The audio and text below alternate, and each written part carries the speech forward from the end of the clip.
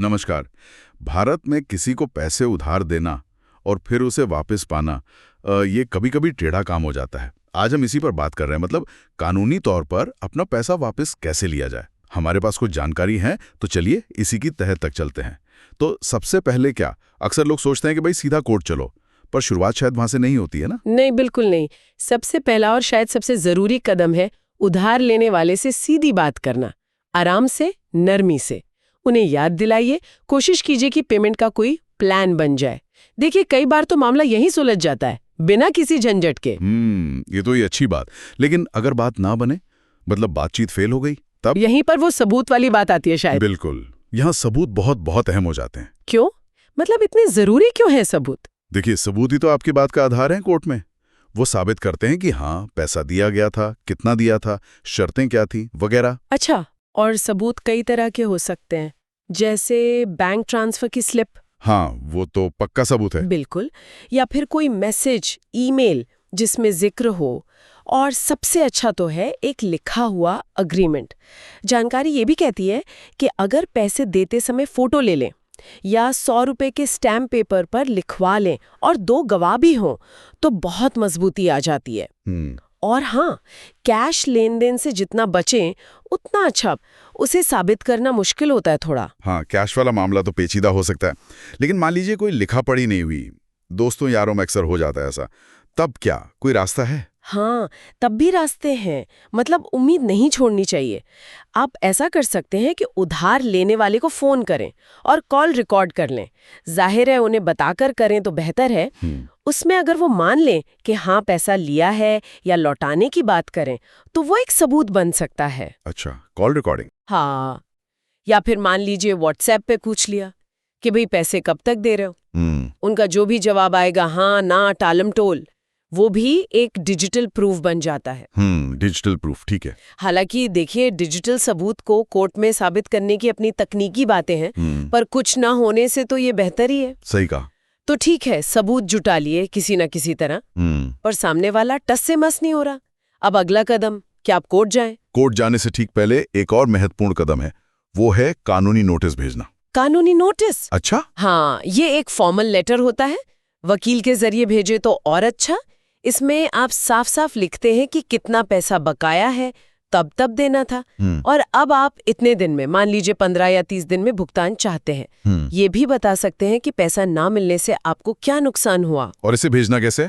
Registered post से भेजिए या कुरियर से, ताकि आपके पास पक्का सबूत रहे कि उनको नोटिस मिल गया। हाँ। कई बार तो इसी नोटिस से बात बन जाती है, मामला कोर्ट तक पहुंचता ही नहीं। ये एक तरह की आखिरी चेतावनी होती है। समझ गया। और अगर नोटिस का भी कोई असर ना हो, तब तो कोर्ट ही जाना पड़ेगा। उसके क्या विकल्प हैं? हाँ, तब फिर कानूनी कार्रवाई के रास्ते खुलते हैं। और यहाँ भी देखिए, कई विकल्प हैं। ये निर्भर करता है कि मामला कैसा है। सबसे आम है सिविल मुकदमा। Civil case. हाँ, आप सिविल कोर्ट में पैसे की वसूली के लिए केस फाइल कर सकते हैं। इसमें एक खास चीज है, सिविल प्रोसीजर कोड का ऑर्डर 37। अगर आपके पास लिखित सबूत है, जैसे कोई प्रॉमिसरी नोट या चेक, तो इस ऑर्डर के तहत मामला जल्दी निपट सकता है। अच्छा, ऑर्डर 37। यस। यानी लिखित सबूत हो तो तेजी से काम हो सकता है। जी, अगर देनदार के पास कोई मजबूत बचाव नहीं है, तो कोर्ट बिना लंबी सुनवाई के भी फैसला दे सकती है। हाँ, ठीक है, ये तो हुआ सिविल केस। और क्या रास्ते हैं? दूसरा है आपराधिक शिकायत, क्रिमिनल केस। लेकिन ये थोड़ा अलग है। क्रिमिनल मतलब धोखाधड़ी वगैरह? बिल्कुल। अगर आपको लगता है कि उधार लेते समय ही सामने वाले की नीयत खराब थी, मतलब धोखा देने का इरादा था शुरू से, तो आईपीसी की धारा 420 यानी चीटिंग का केस बन सकता है। या फिर पैसा किसी खास काम के लिए दिया था और उसका गलत इस्तेमाल हुआ, तो धारा 406 लग सकती है, क्रिमिनल ब्रीच ऑफ ट्रस्ट। पर इसमें ध्यान रखना होता है कि यहाँ मकसद सिर्फ पैसा वापस लेना नहीं, सजा दिलाना भी होता है। और धोखाधड़ी का इरादा साबित करना पड़ता है, जो आसान नहीं होता हमेशा। समझ गया, ये थोड़ा गंभीर मामला है। और वो चेक बाउंस वाले केस, वो तो बहुत सुने। हाँ, वो तीसरा और काफी मजबूत विकल्प है, cheque bounce case. Negotiable instruments act की धारा 138 के तहत। धारा 138? जी, अगर आपको पेमेंट के लिए चेक मिला और वो बैंक में लगाने पे बाउंस हो गया, पैसे ना होने की वजह से या किसी और कारण से, तो आप केस कर सकते हैं। शर्त ये है कि चेक बाउंस होने के 30 दिन के अंदर आपको देनदार को एक डिमांड नोटिस भेजना होता है। फिर से नोटिस? हाँ, इस केस में ये जरूरी है। अगर नोटिस मिलने के 15 दिन में पैसा नहीं मिला तब आप कोर्ट जा सकते हैं।